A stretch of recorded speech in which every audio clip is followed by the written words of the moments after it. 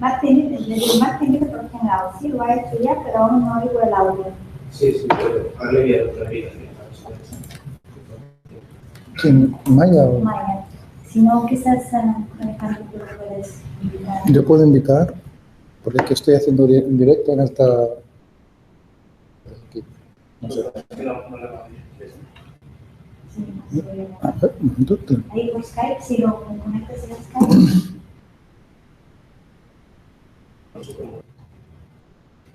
Y realmente el tráfico no sabe con la misma conexión a internet.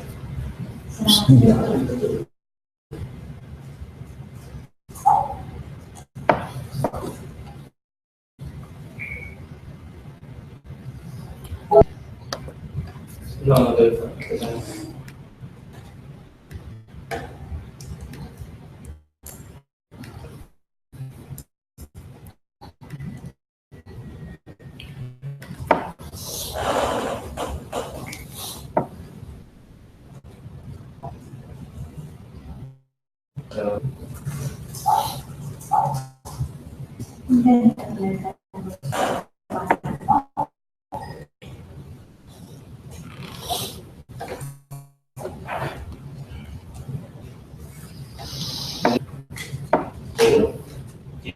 ¿Y esa presentación?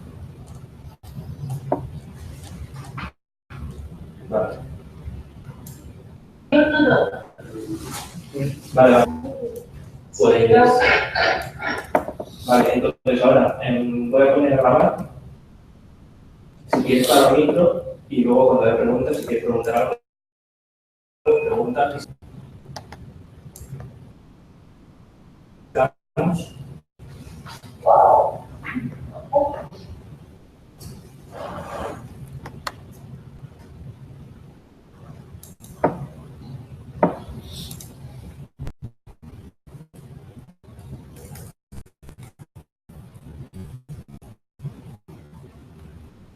Okay, so good morning.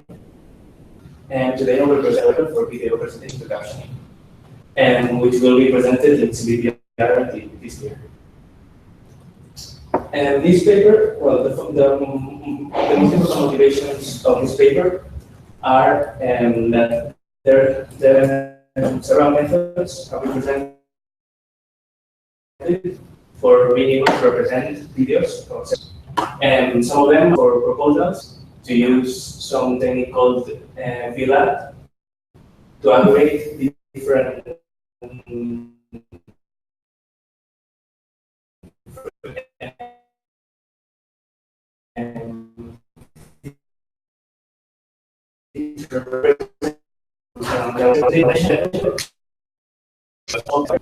and trains concurrently a content and with all these kind of inputs. And another one was used to be the context.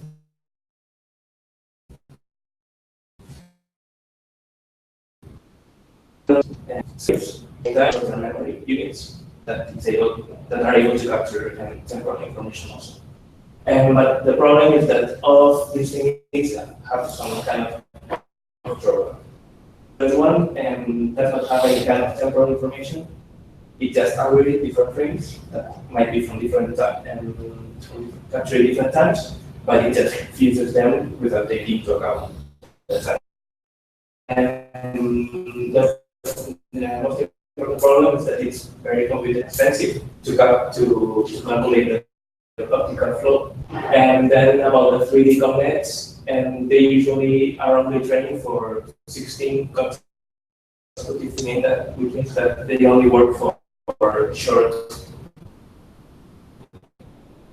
And training their frames would be very, very, very demanding.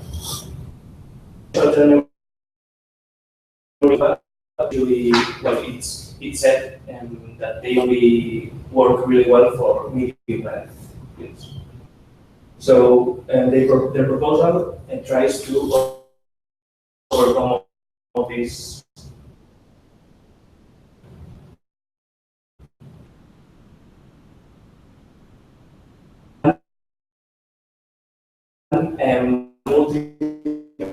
Basically, what they but applying the proposal what it does is to divide the long clip, these different archives, several chunks that might have some overlapping frames.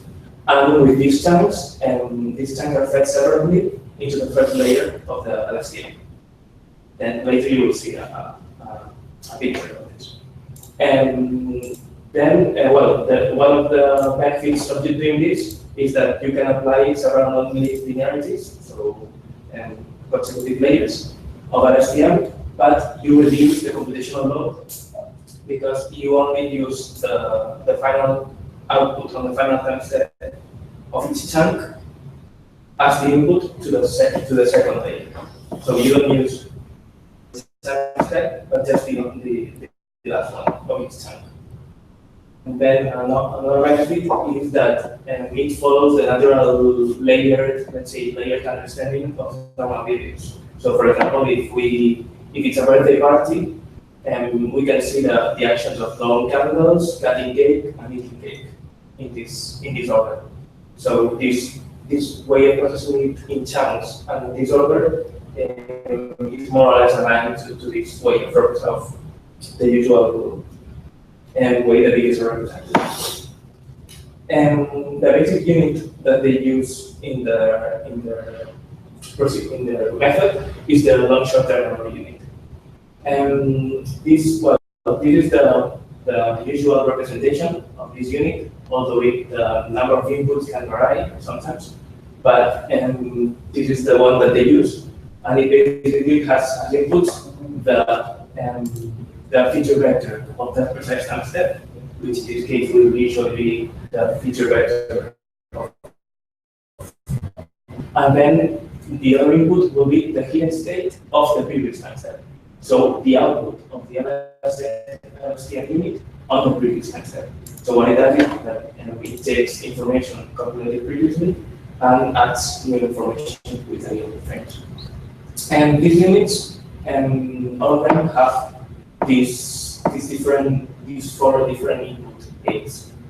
And they are usually called the input gate, this one, because it modulates somehow the input information. Then the output gate, that it modulates the output hidden state. The cell information, the memory information that is stored inside of the unit. And if we use two inputs to the LSTM, this is also the usual formulation that is used. For the input gate, usually a sigmoid is applied, and we learn two different matrices, one applied over the X, the feature vector, and the other one is the previous hidden state. And this is the same procedure is applied for the forget gate and the output gate, but here we're learning a different set of parameters, so different matrices. And then here in this case they call this first gate, they call it G, and they use the hyperbolic tangent instead of the sigmoids. As I said, there are many variations of these units, but usually they use something like this. And then finally, what they use is to they compute, this is the pairwise multiplication, sorry, the element-wise multiplication of the forget gate and the cell in the previous time step.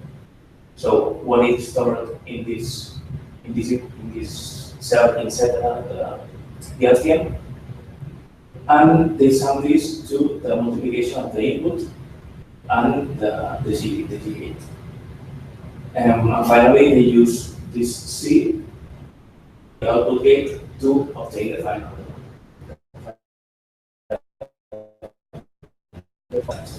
We will have another frame that will be inputted. We will use the previous hidden state and we will do again. It's clear for all of you. Yeah. Javier, is it clear? Don't be shy. No, if you have the image, so from the image you extract the features that are like stick. Okay? So all these, the W, they are matrices of parameters that should be worked by the LSTM, right? So when you have the image, so the input gate It's input because it is receiving directly information from the image, and it is modulating the input to the cell. Okay, right? So we have the input gate depends on the previous stage, ht minus 1, and the image feature, xt. Right? Both are vectors. The image vectors, vectors that are coming from the features, like for example CNN or Yes, some okay. other features, right? So they are multiplied by are biases. They are another vectors that should be learned. Okay? So we have the input gate that is modulating the leaves. So into the cell, it is entering the input gate, right? That is multiplied by phi. Phi is we have yes. This or Yes. So we have the so in this case, this is the GT, GT. the connectivity, and this other one is called IT.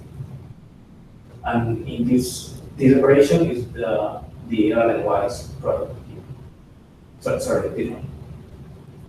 So this operation corresponds to this one. yes. And they sum this to this other multiplication to form the next cell. So in the cell, it is entering the input modulated by GT plus the forget that is coming from the forget gate modulated by the CT. The C will be from the previous the cell from the previous line. This. Okay. And then we have the final stage 8 will be a product of the output gate. Output gate is modulating the output of the cell. Right? So we have output multiplied by P.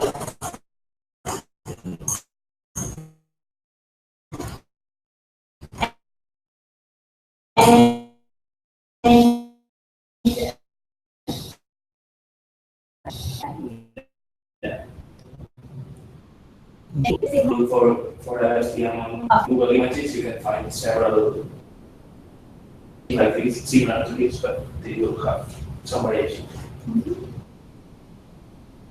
Well, as I was saying, this is the basic unit that they use for the proposal. And well, here what they do is to compare the proposal, which is the one at the right, and with what would be a simple stack two-layered LSTM. So this is the first layer of LSTM, and this is the second layer. Okay. And in fact, here we only have two LSTMs, this one and this one. But what they usually do is to represent the time duplicating the architecture.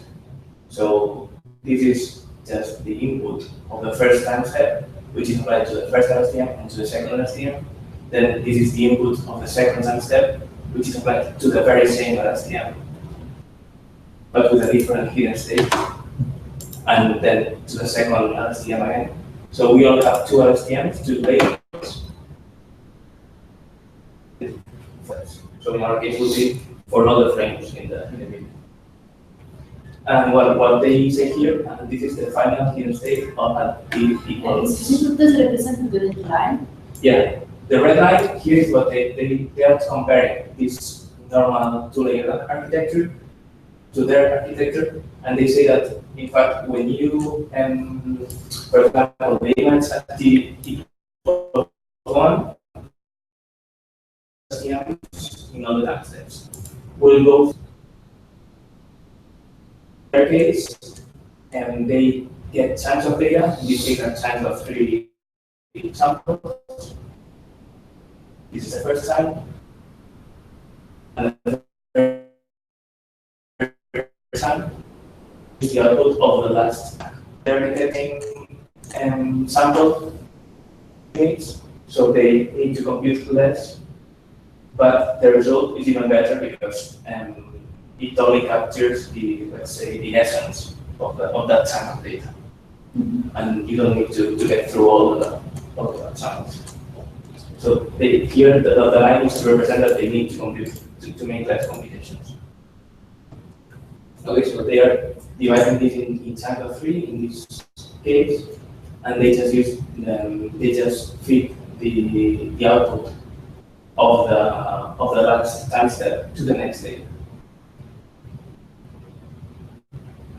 And then, well, they also argue that their representation is somehow similar to the convolutional neural networks. For example, in this case, this is what a convolutional neural network would do if we have this image and we apply this filter. So in this case, when the filter is applied in this zone, in the green zone, we will have as an output this pixel right here, that one. Then it will have the same on this blue zone, on the yellow one, and on the orange one. So it's just subsampling the image. It's like reducing the dimensionality and just capturing the information of some precise zones.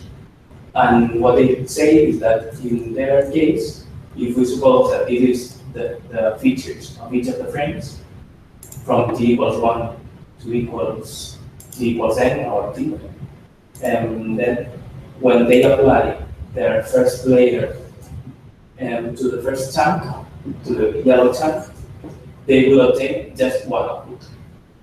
And then they do the same to the orange chunk, to the blue one, and to the green one. So they are like reducing the information and just focusing on summarizing the information of that chunk. And then they apply the second layer here. Well, this is the basic architecture, but then they say that they, in their final proposal, they incorporate also what's called as an attention model. So I didn't include any slide here specifically, but basically what the attention model does that if you have features from different frames, then it uses the output with LSTM. Yeah, so the previous LSTM gets a hidden state, and it uses that to select which frames will be the most important for the next time step. So it focuses its attention toward it thinks that will be more important for the second time step.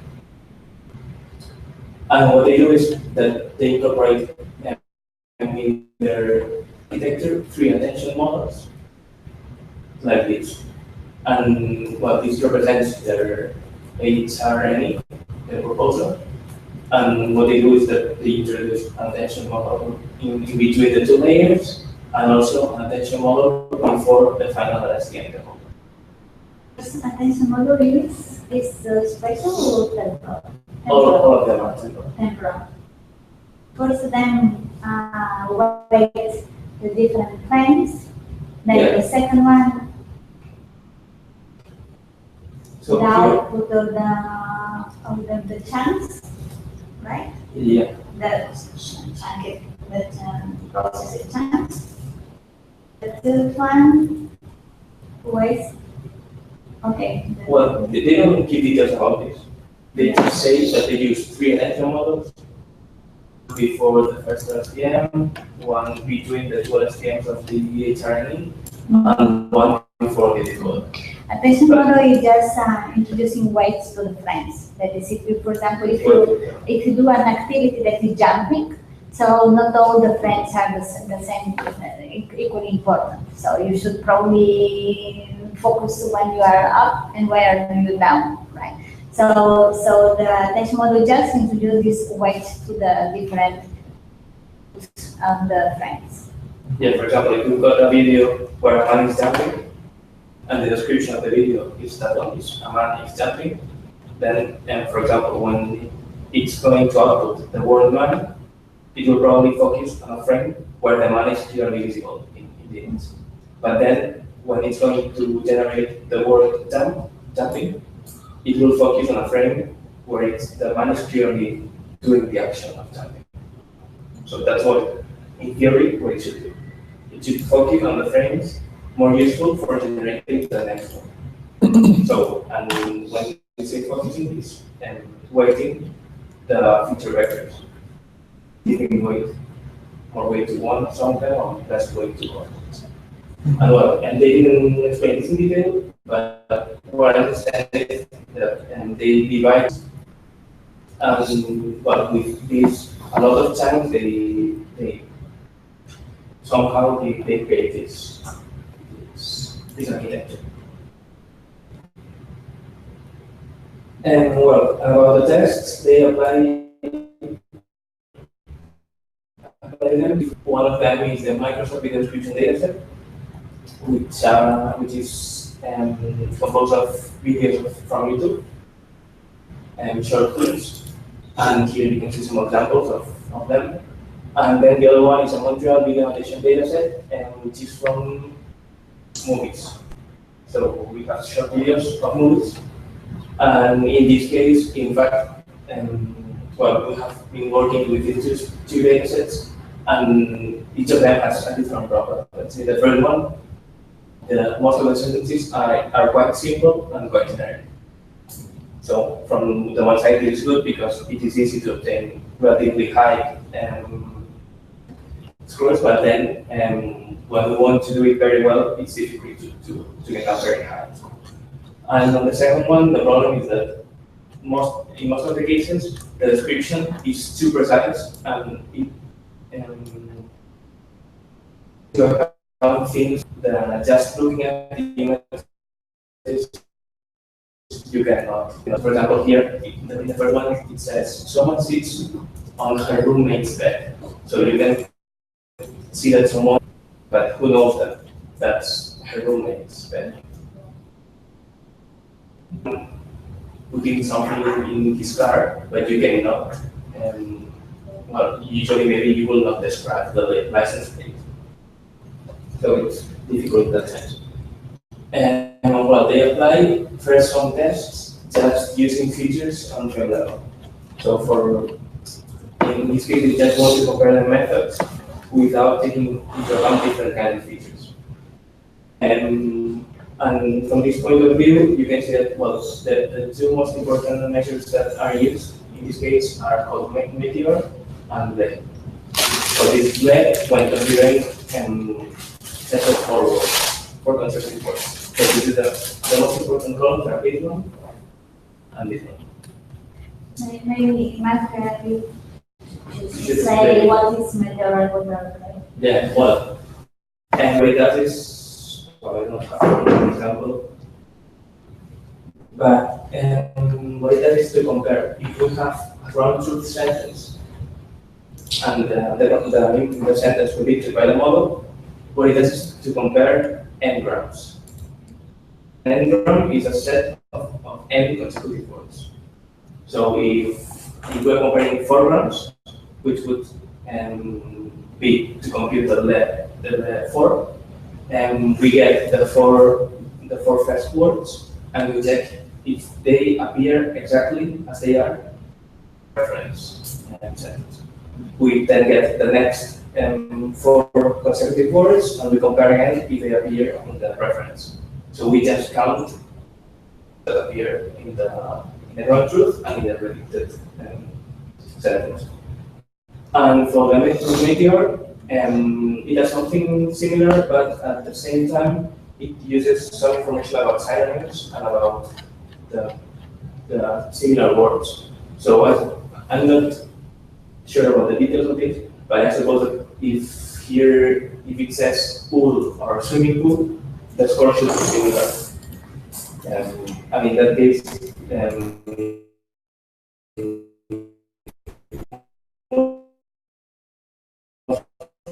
they say that they focus on that is the most important result is the one from Meteor. And what I was saying here, just comparing their method without attention, and from the Meteor point of view, it is better than the rest of the methods that they compare.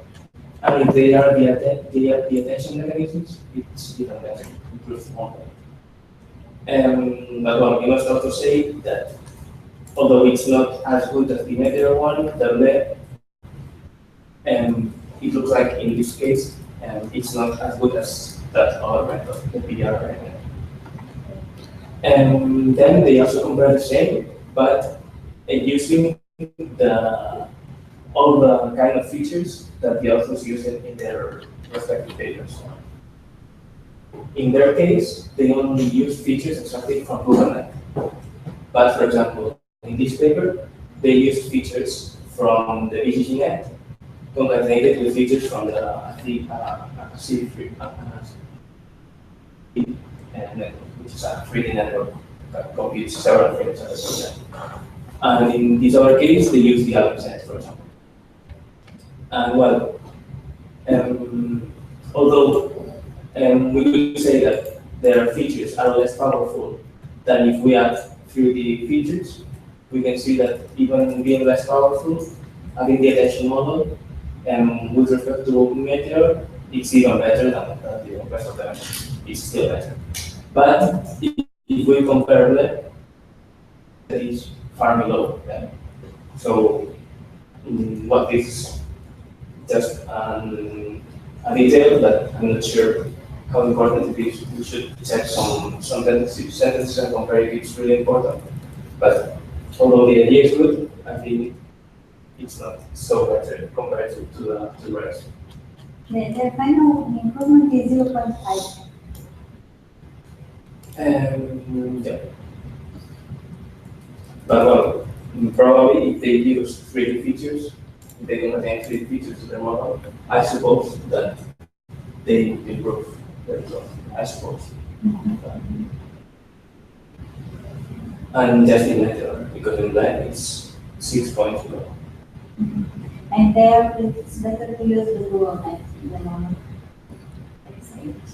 than Well, they only compare.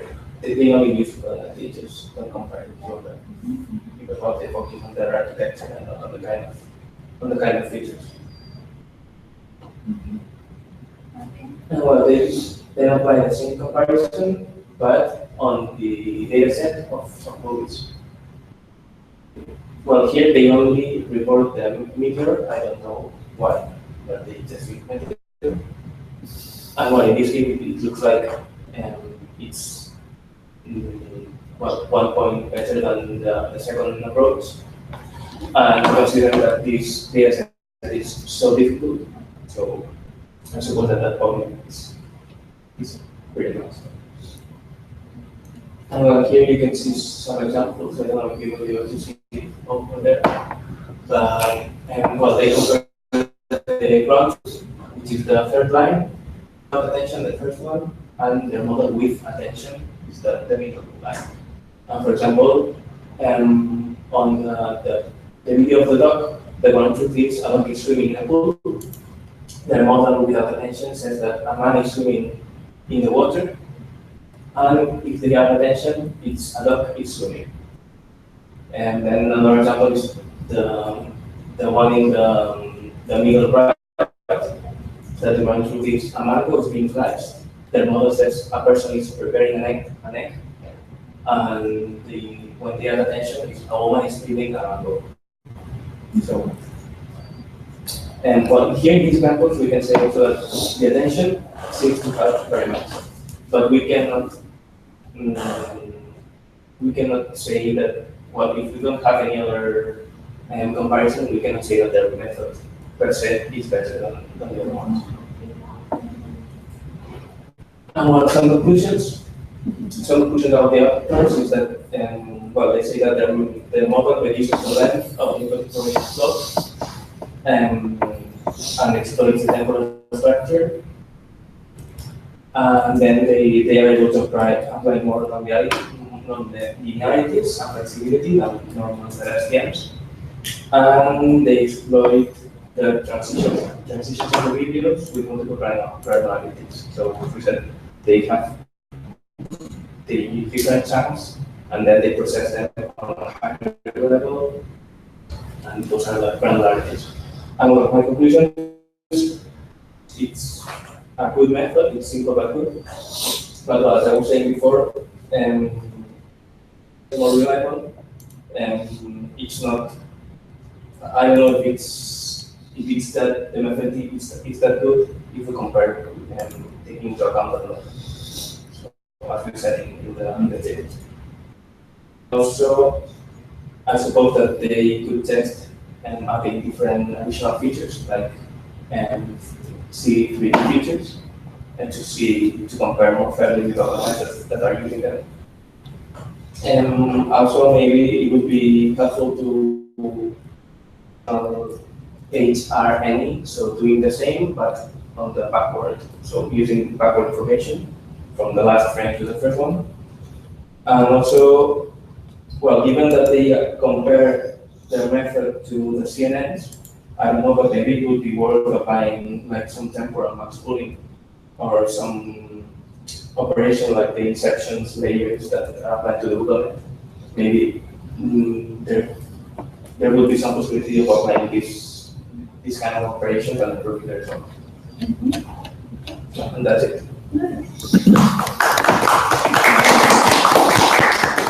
Questions?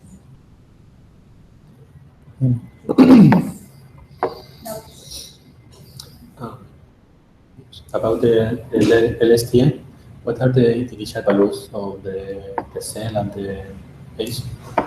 Yeah, see the LSTM, and they usually, what I think is that for the initial values of the cell, they just use like the mean of the input data. So they initialize it for the weights. They initialize the weights to they use a normal centered on 0 and with a small standard deviation. And for the cell, it's just the mean of the data. So you get all the training data, you plan the mean, and that will be the first, the CD minus 1 will be the mean of the data.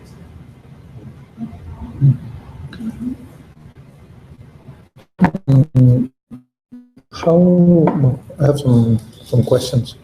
How costly is this method compared to other methods? I mean, it's supposed that it's lighter than other methods, so it can be used for like real case applications, because others are too expensive and can only cope on narrow, wide frames, temporal wide. But a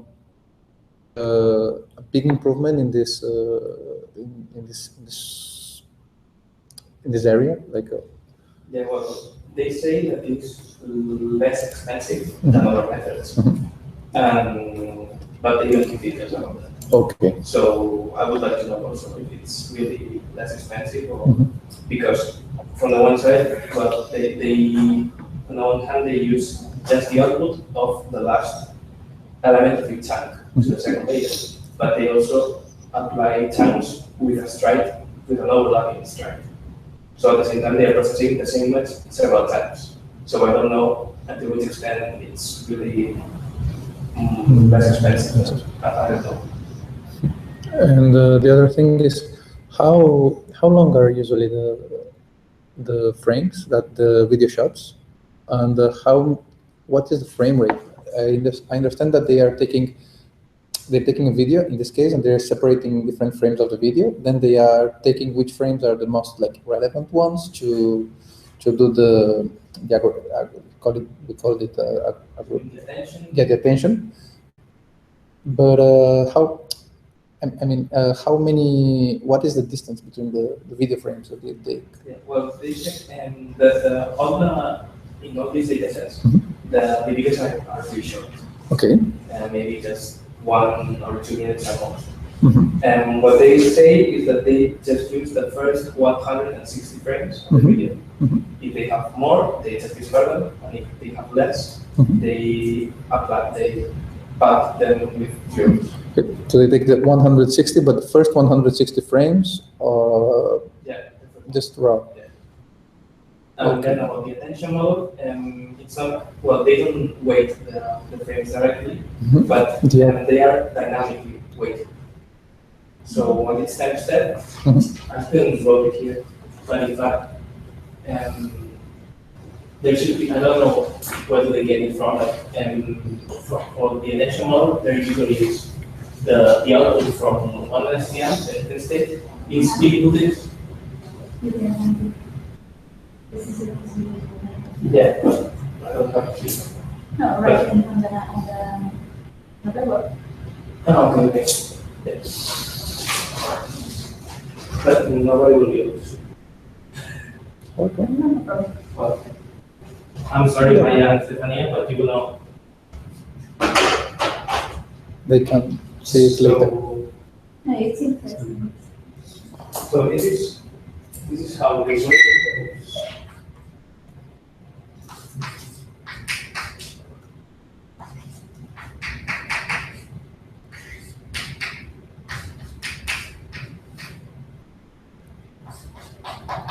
So these are the features of each of the frames, and these are the weights at time t that are applied on those frames. So this is the way that they just average once these are values between 0 and 1. So it's just applying some weights to each of the frames, and this is the feature vector weighted on all the frames applied on that time step. And then for calculating these alphas, what they do is first they have this is like the same alpha but anormalized. This is calculated like this.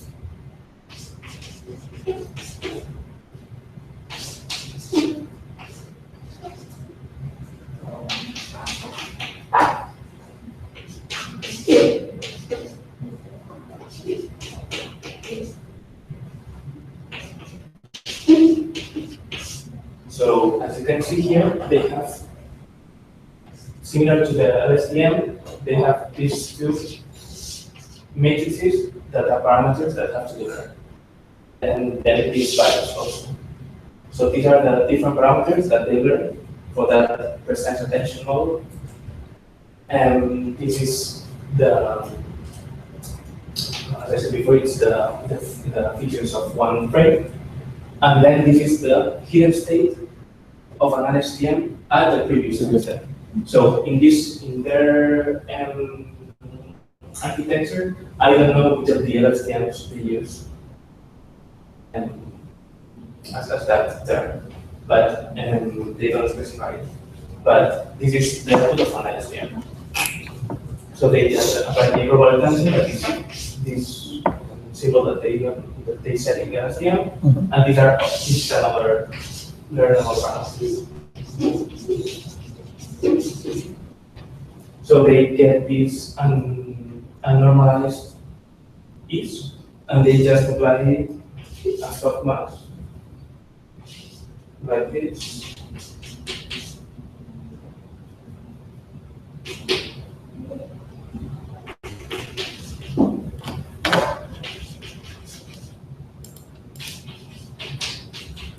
So in some way, saying that and is insufficiently informative, that the 6 is high, and that means that it is informative. And HT minus 1 says that you are in a very important moment of action, so that the attention will be higher. Right? If the sequence and you decided that action is over, so HT minus 1 is low, and the next thing is even if it is high, but this right. So the first term, because it depends on xi, so it depends on the image, and the second term depends on the HT minus 1. It depends on the action you concluded you inferred into the moment. So, but the nice part is that all this is translated into numbers. All this is represented by these vectors. and another problem part is that it's dynamic weight setting, and then they don't have to fix those weights from the beginning.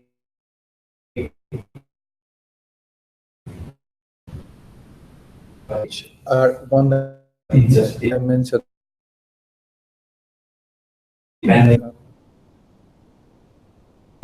Right? the dimensional filter. So here you set the length for the heat sink. This is it. So, This is a vector. Okay.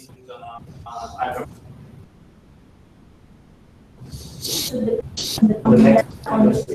next step, I maybe, but I'm not sure. It would make sense. So. yeah. Okay. Good.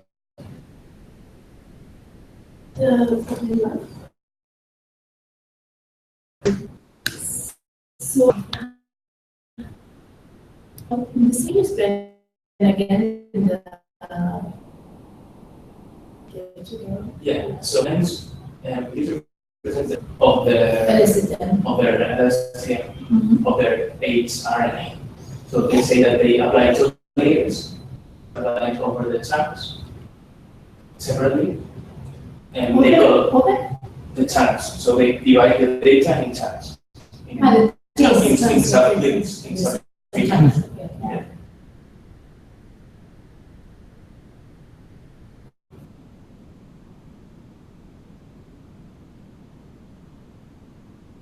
They call it filter.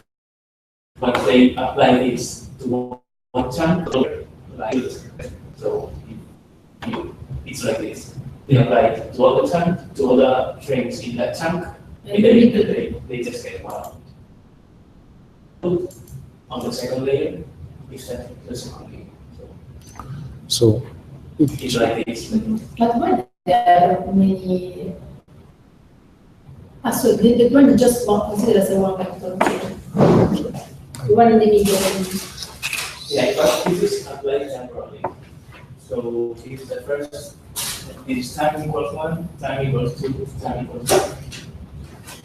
So it's not applied at the same time. It's one by one. I'm wondering if, how much the algorithm depends on the size of the chunks. I suppose that pretty much. Well, I'm not sure, but they don't comment this detail. Yeah, So because basically the interesting part of the LSTM is that you are not, yeah, this is, you can work with different temporal sequences, right? You divide it, so you definitely, it depends very much on what is the size of the chunks. yeah, I suppose that if you take chunks very small, then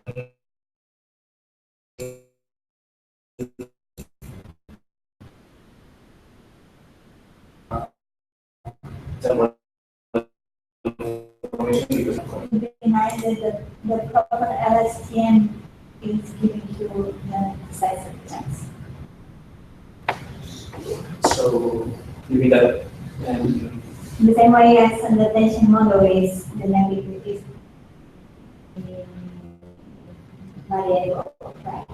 With the dynamic. So in the same way, the chunks also, the size is dependent on the LSTM. The LSTM is able to say, okay, this is the first phase of the action, this is the second phase of the action, the third phase of the action. well, I think that they fix it, but well, there is an approach that I've been seeing not related with this, but it's on scene detection. There is few changes in the scene. Usually that's considered information from when it's compressed. Let's say a video is compressed, it's only taking like the difference between. So if a frame is static, the size of a final video can be very, very low, or if there are very little change in the video. But when there's a huge change in a scene, like someone appears or something is moving or the ambientation changes, peak on the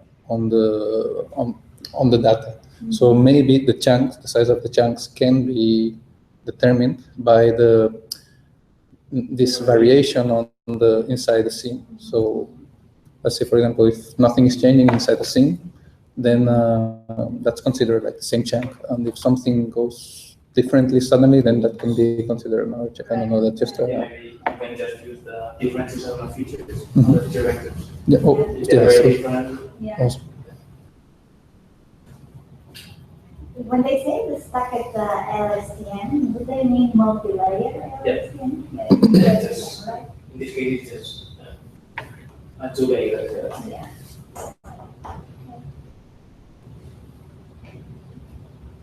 mhm. Okay. Nice. So, have you got any other question? Maya, again? Have they further? Sorry? I think I triggered The- presentation. Okay. No, thank you. Maya? Is Maya there? Maya said that. Okay. Okay, so, Okay. but Bye-bye. Muy bien. Ok. ¿Qué os parece este artículo? ¿Complicado? Más que complicado, tanto. Es lo que, sí, si quieres, puedo. ¿Conceptualmente está claro?